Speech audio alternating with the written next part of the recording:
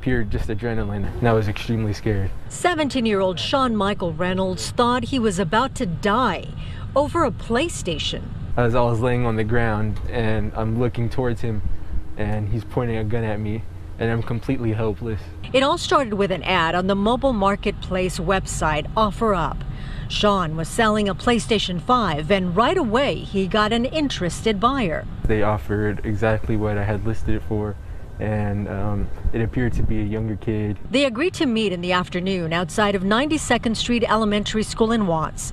His mother, Kiana Williams, knew her son had been successful at selling items in the past. All he wanted to do was sell a game so he could make some extra money for college.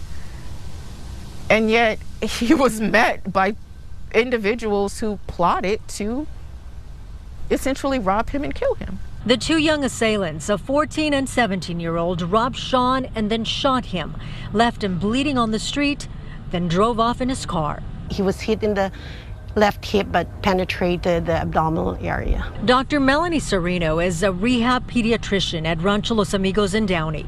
She says Shawn has had multiple surgeries and has required extensive therapy. It's not only the physical injury that you see, but also the psychological impact of these injuries. Got it? Awesome. Shawn says it doesn't help to learn that because of LA County DA George Gascon's new directives, the suspects were charged with only carjacking and attempted robbery, instead of adding other charges like attempted murder and assault with a deadly weapon. I feel extremely mad because this is something that'll affect me for the rest of my life, and I don't believe someone who committed the crime should have any points of ease. When I learned of the charges, I couldn't believe it.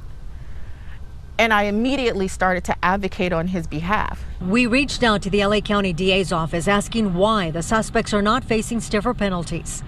Public Information Officer Ricardo Santiago issued the following statement. Because of laws protecting privacy in cases involving minors, I am unable to comment at this time. Please feel free to reach out to us next week to see if there are any changes. We're expecting that when we go vote, we are voting for people who will stand to represent people who are doing good, who are positively contributing to society. But instead, what we were met with was justice for criminals. The generic charges of robbery and carjacking can be sentenced by as little as probation. LA County Deputy DA John McKinney is not assigned to this case, but he has a lot to say about the changes in LA County's criminal justice system. I've been a prosecutor for 22 years. I've worked for 4 different district attorneys. There's never been a time in which a district attorney has been as roundly criticized as the current district attorney for policies that hurt victims at the expense of perpetrators. Victims like Shawn Reynolds, a good kid who had just been admitted to 8 universities. Now he's dealing with life-altering medical issues. I don't bear any hate in my heart, even towards the people that did this to me, even though they should still face the consequences for it. And Shawn's mother says the LAPD told her that the suspects had committed 3 other robberies the same week they attacked her son.